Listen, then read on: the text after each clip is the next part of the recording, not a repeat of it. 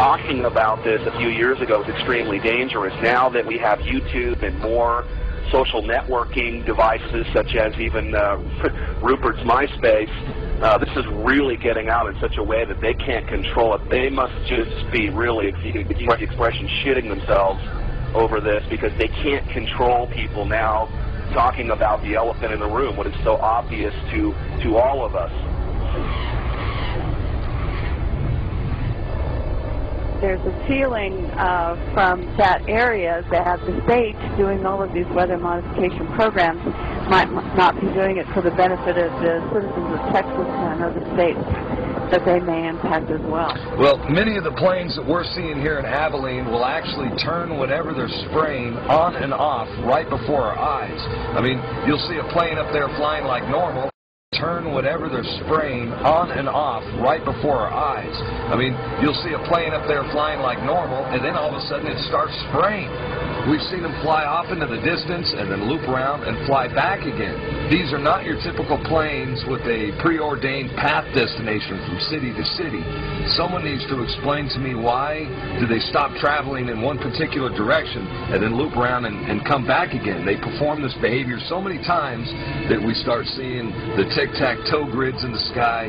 We're witnessing the giant X's.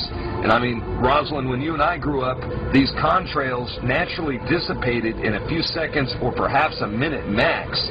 But these things expand, they grow bigger, and before you know it, the entire sky is overcast. That's correct. Why do they want to keep this quiet? Why aren't they talking about this? Why don't they want us talking about it? And you can only come to the conclusion that they're hiding something. Now, do you believe that this is a full-scale secret operation that includes not only the U.S. but Europe and the rest of the world?